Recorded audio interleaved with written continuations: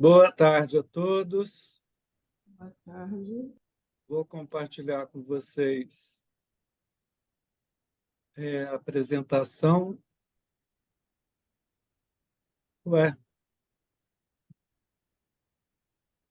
Você compartilhou a sua tela da internet.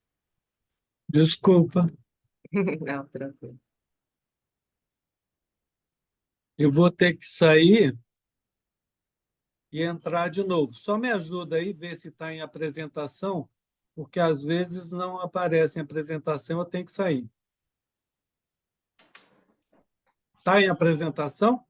Ainda não, você não compartilhou ainda. Compartilha com a gente, Jesus, desculpa. né?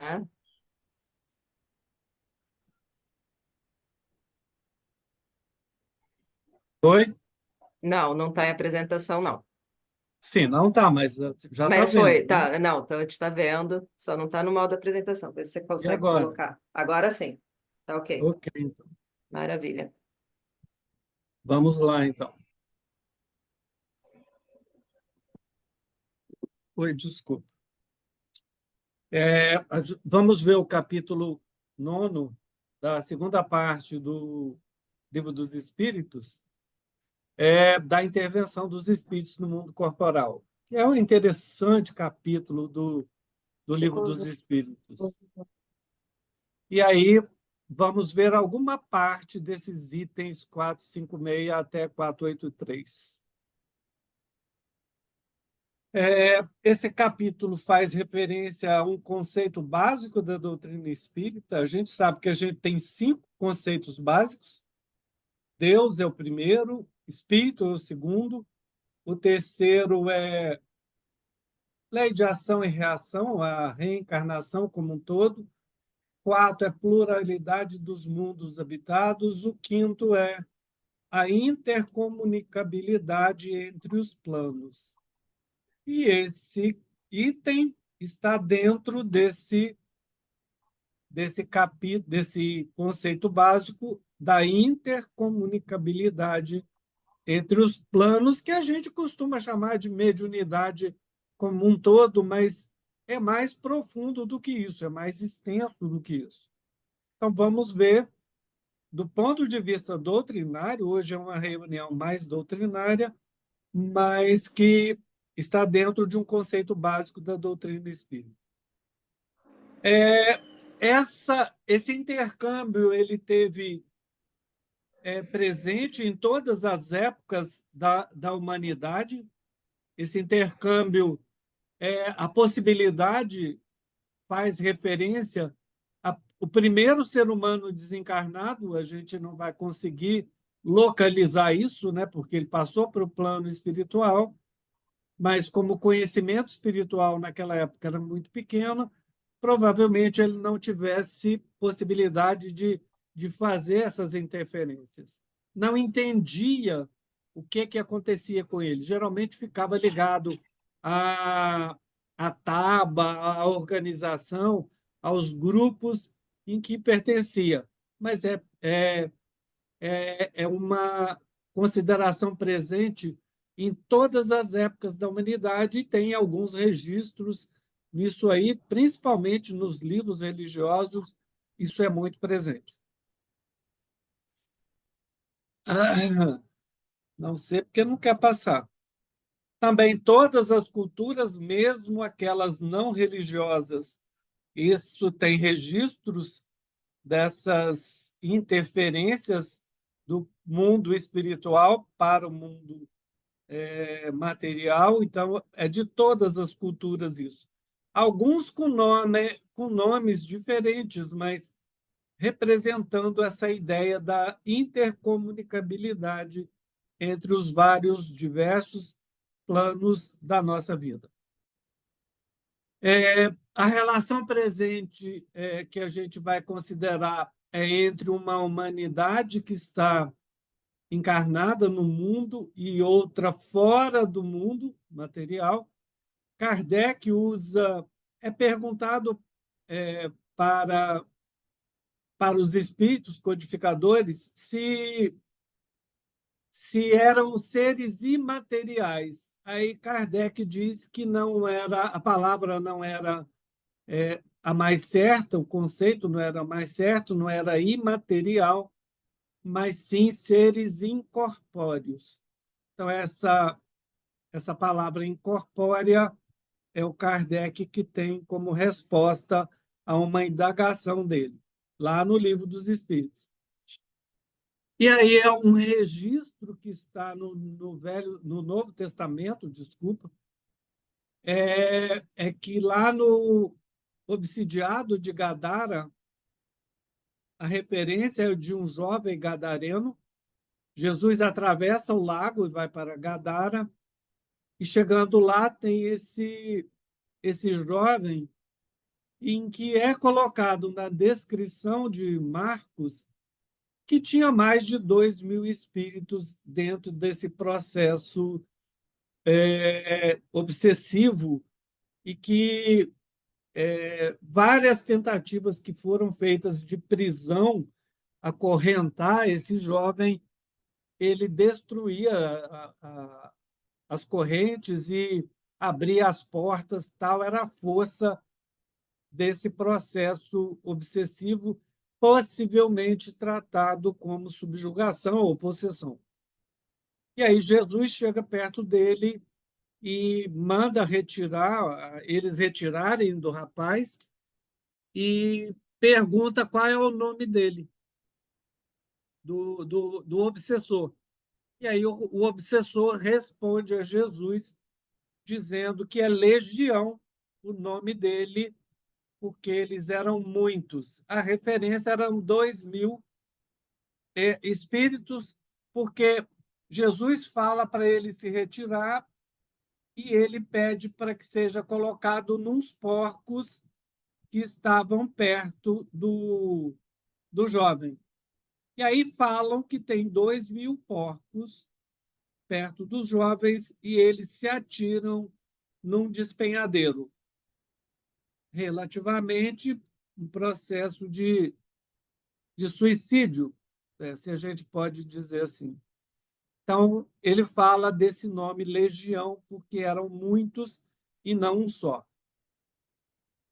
Também Paulo, lá na Epístola aos Hebreus, no capítulo 12, o primeiro versículo do capítulo 12, no capítulo 11, ele fala da fé.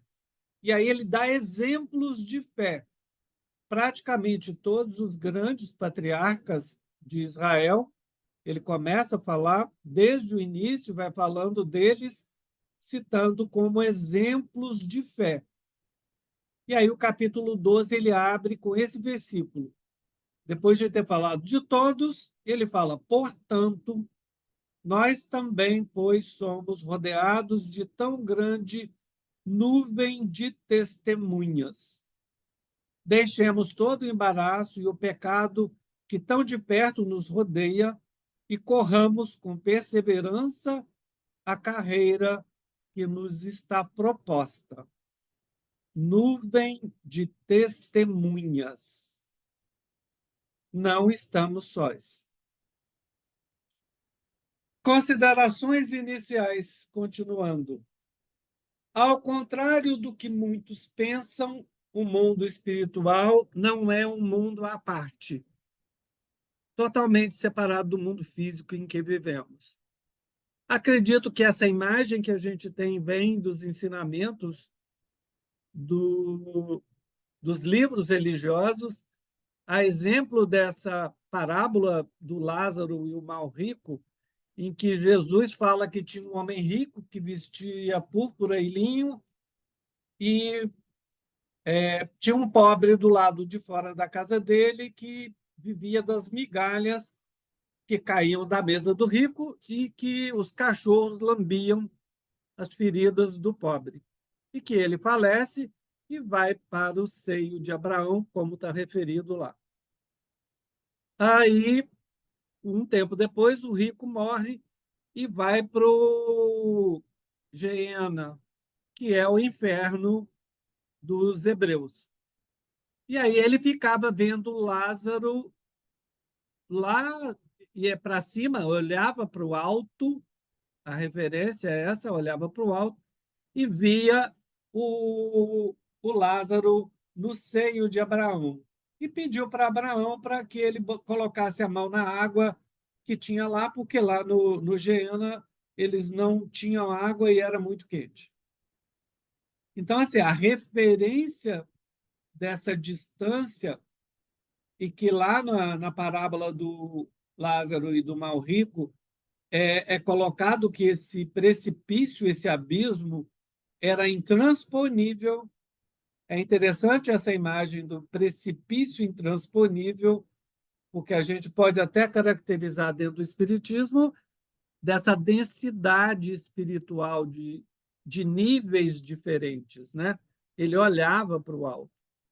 Então, a grande maioria das pessoas colocam um mundo totalmente separado do mundo físico em que vivemos. Mas, na verdade, é um mundo sobreposto. A densidade magnética, eletromagnética, é que é diferente. Então, um mundo que se apresenta em outras dimensões e que elas estão contíguas e com o qual temos relação constante, próxima e intensa. Não é um mundo à parte. É um mundo que é próximo e que a relação é constante e intensa. O mundo que interpenetra o mundo físico. As dimensões do mundo físico são interpenetradas pelas dimensões do mundo espiritual. O mundo físico interage com ele, influencia-o ao mesmo tempo que recebe também as suas influências.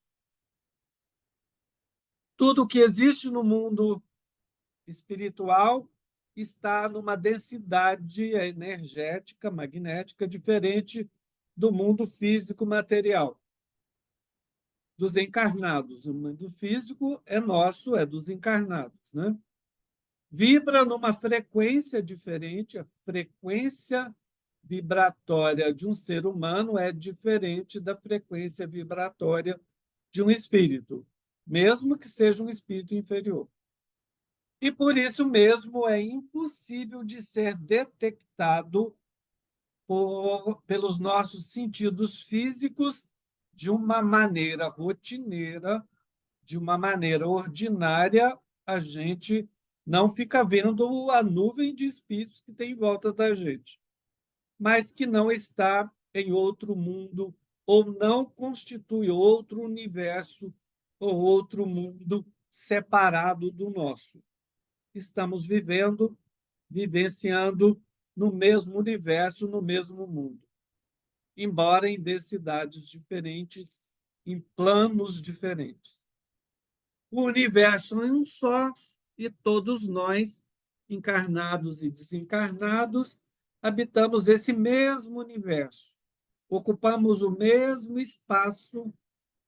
Esse espaço está entre aspas, porque o espaço do mundo físico, principalmente na nossa faixa de evolução, ainda estamos ligados à Terra e não podemos sair aí para qualquer lado, mas os espíritos mais evoluídos saem e podem fazer viagens intergalácticas pelo pensamento, mas nós ainda não conseguimos. E aí vivemos o mesmo momento, estamos sujeitos às mesmas leis, estamos envolvidos pela grandeza da providência divina, adaptada à providência divina para o meu ponto evolutivo espiritual. É lógico que ele vai socorrer espíritos mais evoluídos de um modo diferente que vai socorrer a nós ou socorrer espíritos encarnados em mundos inferiores. Tem que ter, pela densidade, tem que ter uma certa diferença, mas as leis são as mesmas. O que nos diferencia com essas dificuldades todas ou facilidades do mundo espiritual mais evoluído é o nosso padrão vibratório, aquelas energias que já conseguimos disponibilizar e utilizar que varia de acordo com o estado espiritual em que estamos vivendo ou que nos propomos viver. Os missionários, eles reduzem o padrão vibratório para desempenhar a missão dele. Nós ainda não temos essa possibilidade de atingirmos níveis elevados de padrão vibratório, mas em alguns momentos, se a gente for treinando, e aí principalmente na prece, principalmente no recolhimento que a gente pode fazer para entrar em contato mais presente com o mundo superior, ou nas nossas meditações, a gente eleva esse padrão vibratório. Encarnados, aqueles que estamos, temos vibração mais pesada, mais densa e mais lenta. Desencarnados, aqueles que estão, têm uma vibração mais sutil, mais leve, mais rápida, que se torna mais e mais sutil, suave e vibrátil à medida em que evoluem espiritualmente. A evolução aí é moral. Então, são essas as características, as considerações que a gente tem que fazer em relação a essa interferência dos espíritos na nossa vida, na nossa existência. O mundo espiritual que nos rodeia, ele se mistura a nós, e, embora não possa interferir de forma material mais direta no mundo físico, isso não é permitido excepcionalmente em algumas situações. E aí são esses casos especiais que a gente está falando. Essa interferência pode ocorrer, às vezes, de forma enérgica. Se a gente olhar Paulo lá na porta de Damasco, foi uma interferência enérgica, precisava que fosse. Ele era muito seguro das coisas da vida dele, precisava que fosse um acontecimento muito enérgico. E alguns outros são acontecimentos suaves, são acontecimentos amorosos, são acontecimentos leves e que ajudam a reorganizar os pensamentos e o direcionamento da vida. Mas é lógico que isso tudo são casos especiais. Não é o ordinário da vida. O ordinário é que não possa interferir no mundo material. Sendo pensamento, energia posta em movimento e numa direção, qualquer criatura que pense estará movimentando essas energias. Pensamento é vida. Energia, as palavras que a gente coloca para expressar o nosso pensamento têm energia, tem sentimento carregando e potencializando essas energias. Quanto mais vibrante é o sentimento, e aí raiva, ódio, que vibra, a densidade vibratória é muito intensa, eu não estou falando elevada, ela é intensa. São carreados de emoções e essa energia ela é colocada em movimento, atinge aquela pessoa em que está sendo direcionada. Então, ela é a direção que ela é colocada em movimento, qualquer criatura que pense estará movimentando essas energias. Eu falei só das ruins, mas elas podem ser boas. Elas podem, quando eu faço uma prece para alguém que está doente, quando eu estou tomando um passe e estou pensando de uma pessoa específica, do meu relacionamento, da minha família, para receber essas energias, é lógico que eu estou movimentando essas energias na direção dele e ele vai receber, ainda que inconscientemente. Ele pode não saber, ele vai sentir um leve bem-estar, mas vai achar que é da rotina da vida dele. Mas a gente pode fazer isso, esteja essa pessoa encarnada ou não. Ela desencarnou e eu estou fazendo preces para ela, ela vai receber essas energias.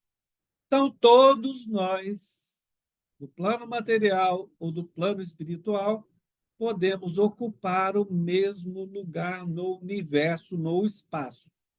Estamos separados apenas por diferenças vibratórias, tanto no mundo material quanto no mundo espiritual. No mundo material é mais evidente.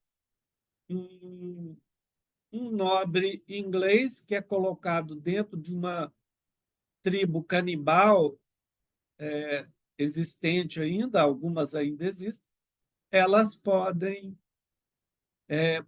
já a gente já nota diferença de entendimento das coisas do ponto de vista vibratório.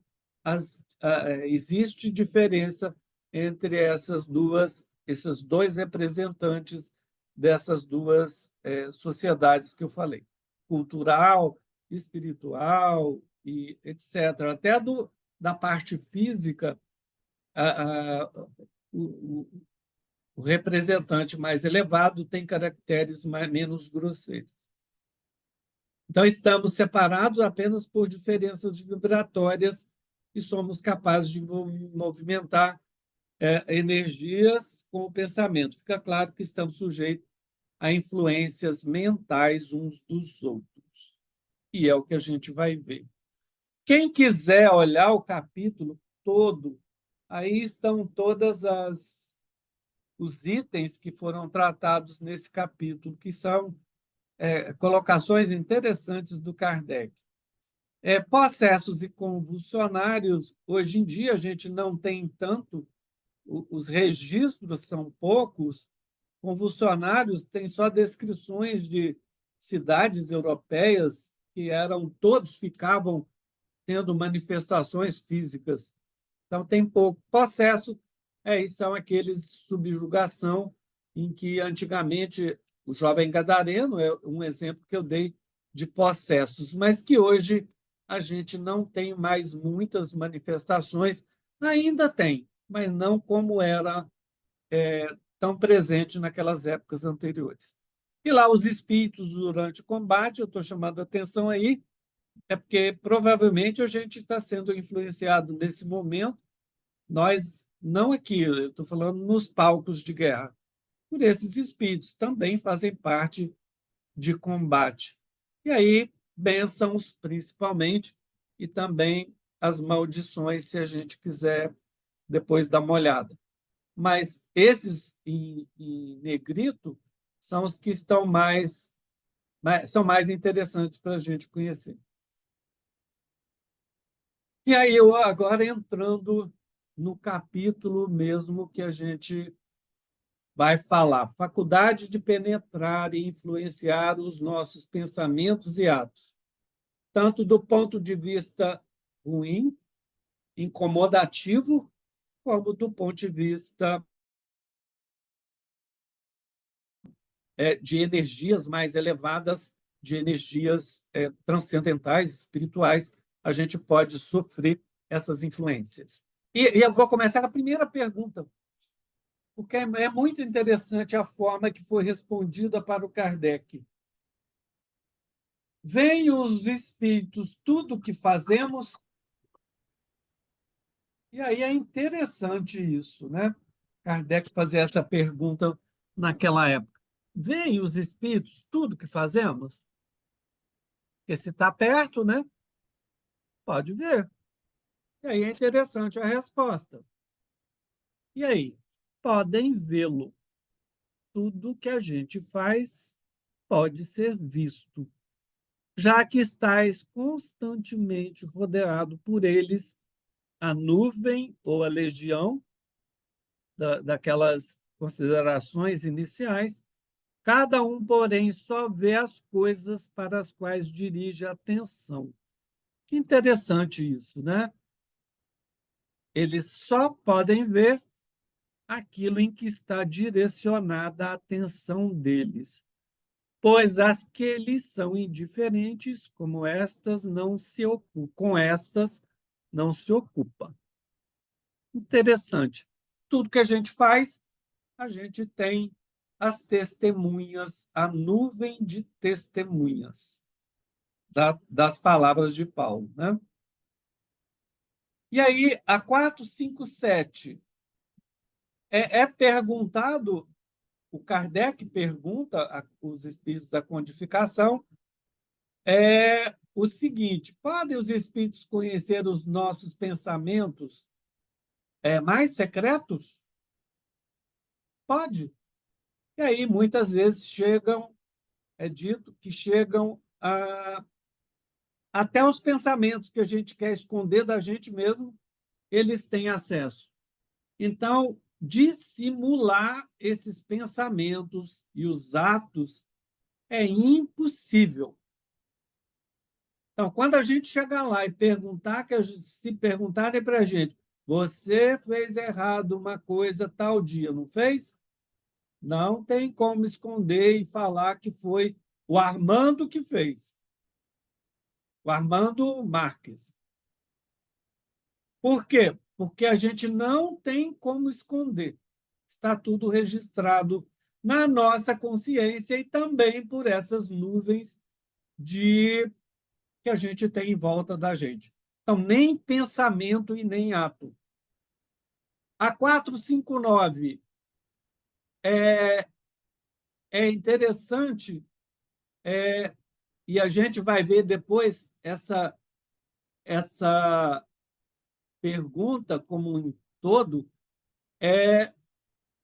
que é perguntado se eles influem nos nossos pensamentos e nossos atos, e a resposta é essa: de ordinário, rotineiramente, costumeiramente, de rotina, é o que ele está falando aí, né?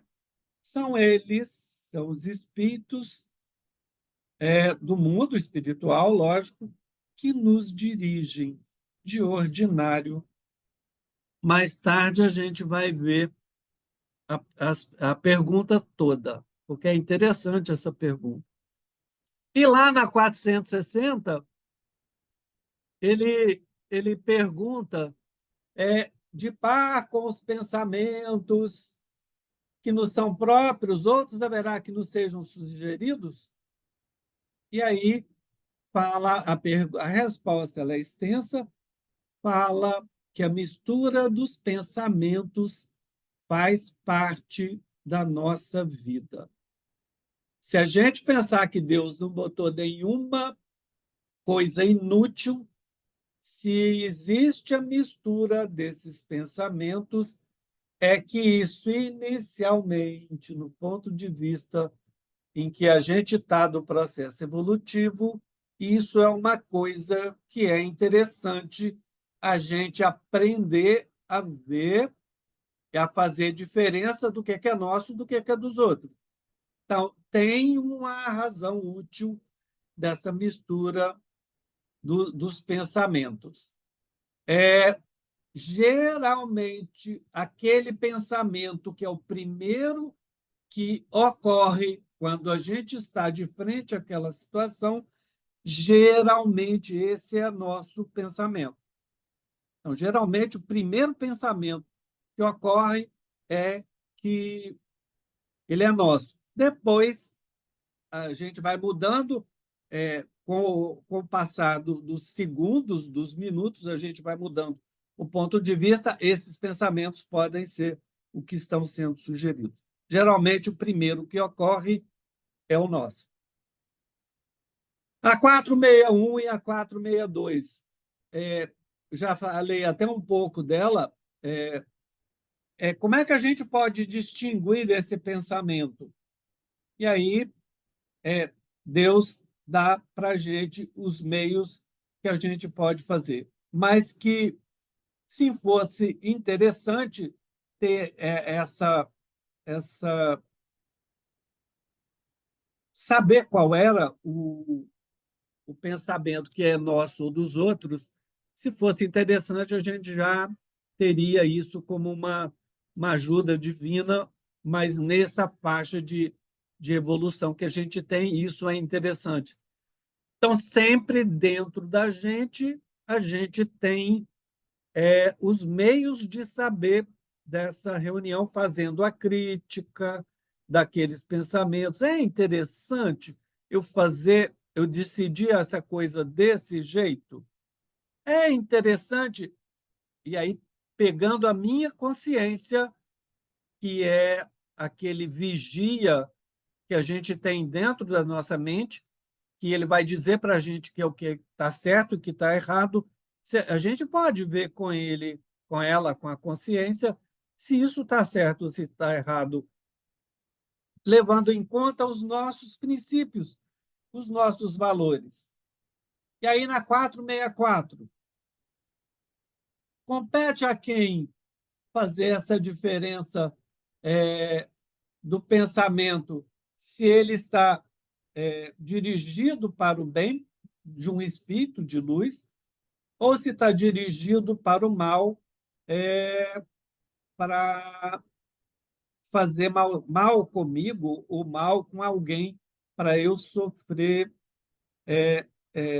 essa situação de fazer mal para alguém ou fazer mal para mim mesmo. Então, compete a nós fazer essa distinção. Então, estudai o caso, é o que Kardec fala, né?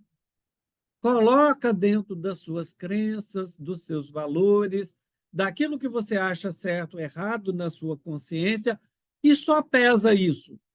Faz um balanceamento disso. É interessante. Os espíritos do bem só dirigem o nosso pensamento, nos intuem para o bem. Os espíritos inferiores só querem os brincalhões, só querem dirigir o nosso pensamento para essas coisas. Compete a gente, ele finaliza a questão, compete a gente, ao encarnado, fazer essa diferença de quem é que está intuindo para o bem, quem é que está intuindo para o mal. É um espírito do bem ou é um espírito inferior, sofredor como nós? A 469, é interessante essa 469. Ela vai trazer para a gente algumas colocações. Por que meios a gente pode neutralizar a influência dos maus espíritos? Por que meios a gente pode neutralizar? E aí, na resposta, ela é longa, na resposta diz: praticar o bem e confiar em Deus repelem influências dos espíritos inferiores. Praticar o bem, beneficência. Para praticar o bem, eu já tenho que ter benevolência, pensamentos voltados para o bem, pensamentos voltados na crítica em relação a inferiores e superiores. Eu já tenho pensamentos benévolos para as pessoas. E a beneficência, eu já faço boas coisas para as pessoas, praticar o bem. Eu tenho que ter fé em Deus. Se eu não tiver fé em Deus, eu não vou ter esses valores tão presentes dentro de mim. Não é só quem tem fé em Deus que tem isso. Tem pessoas que não acreditam em Deus e que fazem coisas boas, mas vai ajudar muito no nosso momento evolutivo a gente ter essa confiança em Deus e que isso vai ajudar muito na nossa defesa para neutralizar a influência dos espíritos inferiores. Kardec fala de espíritos maus. E eu coloquei aí espíritos inferiores. Ok? E aí a 472 ela é interessante também. Vocês viram que eu pulei várias questões. A 472 fala, Kardec faz uma descrição e depois pergunta: Os espíritos que procuram atrair-nos para o mal se limitam a aproveitar as circunstâncias em que nos achamos ou podemos também criá-las? Essa é a pergunta. Então, os espíritos que podem atrair-nos para o mal aproveitam a circunstância que nós criamos, que nós vivenciamos, que nós escolhemos, que nós decidimos, mas que também eles podem nos induzir e podem até criá-las. Eles podem fazer isso.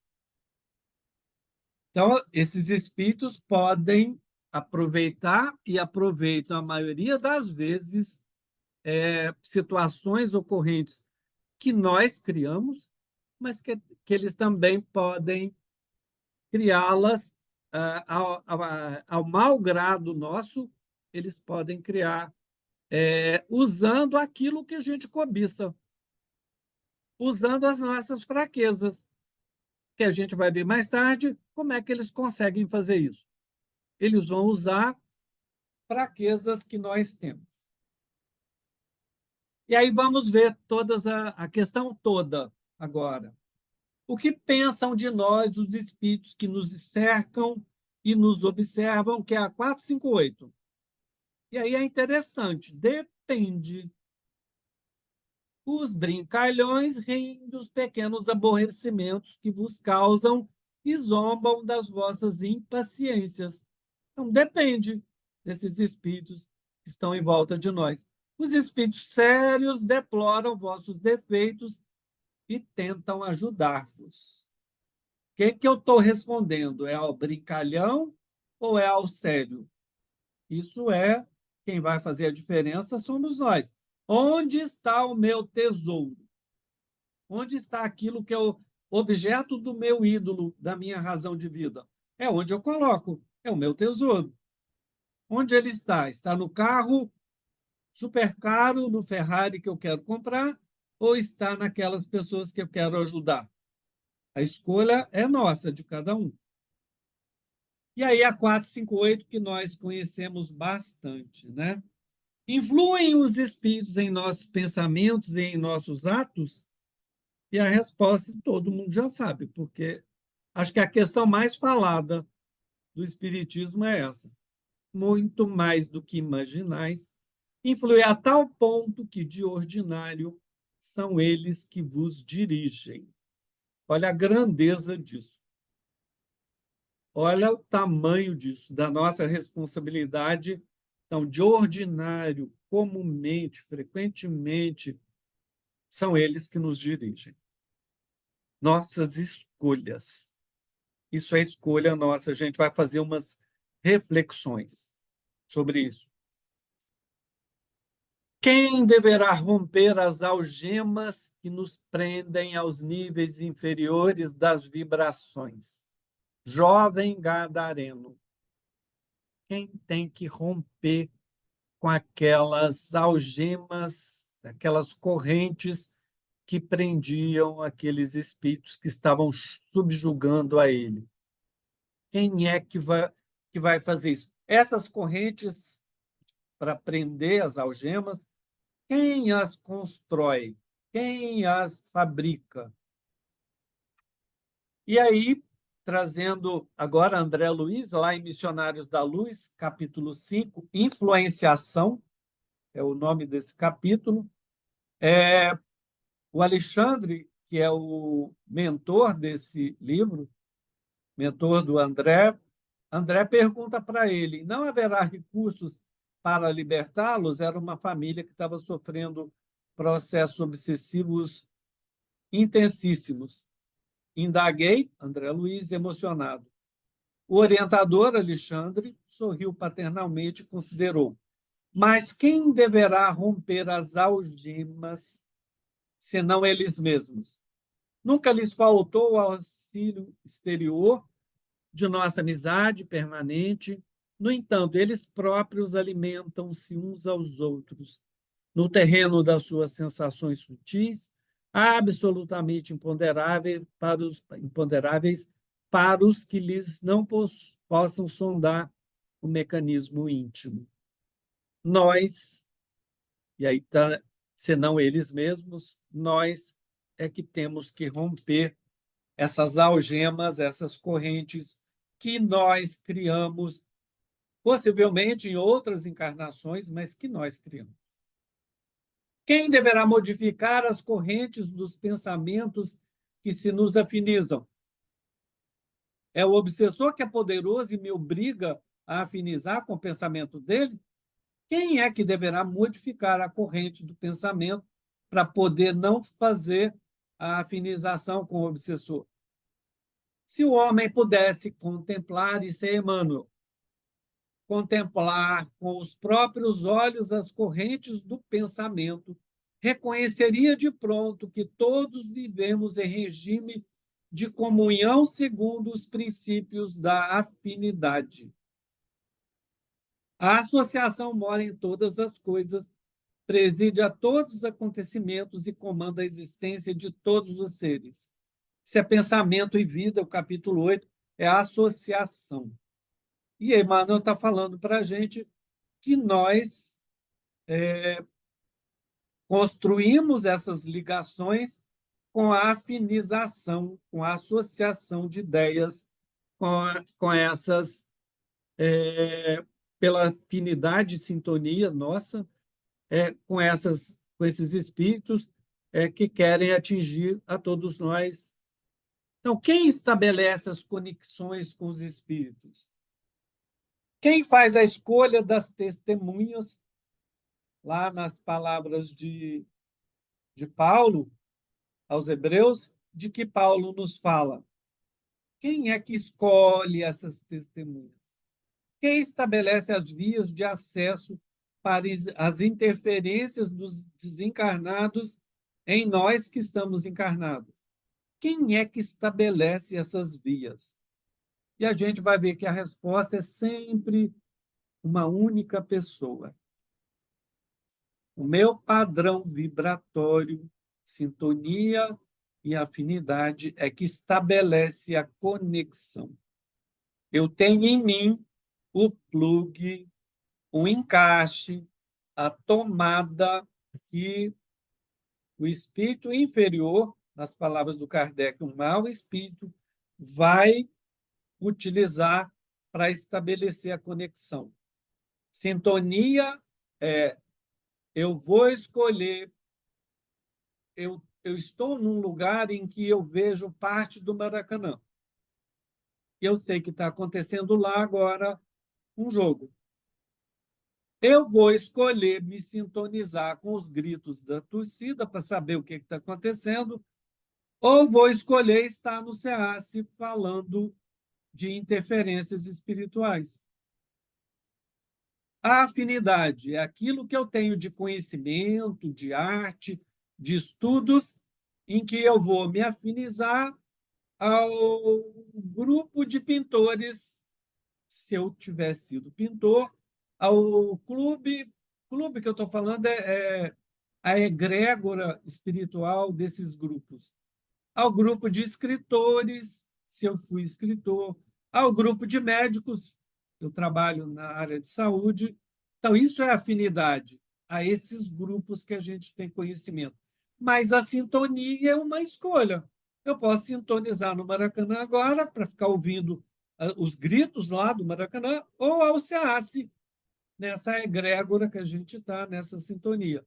E a gente faz essa escolha. Então, é esse padrão vibratório que vai fazer, que vai estabelecer essa conexão. E a chave para isso é de nos eximirmos da influência em nossos pensamentos, em nossos atos, ela está em nós, nossas escolhas. As nossas escolhas são importantes para tudo isso. Então, a chave está em nós. O que nós estamos escolhendo hoje para dificultar essa influência nos nossos pensamentos e nos nossos atos? Lá no Bhagavad Gita, que é um livro sagrado da Índia, ele começou a ser escrito, tem alguns textos que eles falam de 6.000 anos atrás, e tem uns textos mais recentes, que são de 2.000, 2.500 anos antes de Jesus. E ele é inverso, né? É um livro inverso. E ele diz que aquela pessoa que está passando mal hoje porque comeu alguma coisa estragada, ruim, ela tem que fazer uma reflexão para ver o que ela comeu ontem que causou isso nela. E aí esse sentido é amplo, não é só do ponto de vista digestivo. E aí ele coloca um outro verso. Se você não quer passar mal amanhã, vê o que você está comendo hoje. Olha que verso interessante, escrito tantos mil anos atrás. Se eu não quero ser influenciado hoje por pensamentos estranhos de espíritos inferiores, é lógico que eu adoraria o Emmanuel me obsidiar, é lógico. Pô, o que vai trazer para mim de profundidade em pensamento é espantoso. Só que espírito superior, espírito mais elevado, não digo que o humano seja superior, mas ele é mais elevado, superior a mim, sem dúvida. Eles não fazem isso, eles não usam a violência. A influência é de quem é inferior. Então, como é que eu posso fazer para dificultar isso, trazendo e alargando o conceito dessa influência lá do Bhagavad Gita? Eu tenho que saber o que eu estou fazendo hoje. Eu tenho que me conhecer. Eu tenho que entender o meu processo. Eu tenho que entender a influência em que posso estar sendo sujeito em pensamento, em ato. Tenho que me conhecer. Conhecer as minhas fraquezas. Conhecer principalmente as minhas fraquezas. As virtudes, elas já são conquistas, mas as fraquezas mostram aquilo que eu tenho que trabalhar, aquilo que Jesus trouxe para todos nós como aprendizado dentro da sua doutrina. Então, paz, muita paz. Isso é importante. E a gente só adquire paz, muita paz, quando nós crescemos e evoluímos espiritualmente, escutando, ouvindo, auscultando os nossos corações e sentimentos e pensamentos e seguindo esse compêndio de ensinamentos que Jesus trouxe há 2.000 anos para todos nós. Façam suas escolhas. Elas são importantes para diminuir a influência dos espíritos nas nossas vidas. Vejam que vocês estão comendo, entre aspas, comendo, para que não possa fazer mal amanhã.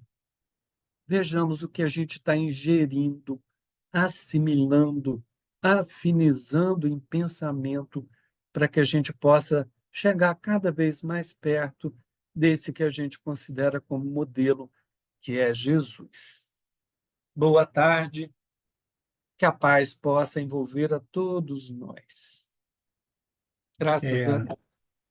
obrigado, Ricardo, pelo estudo de hoje. Tem muito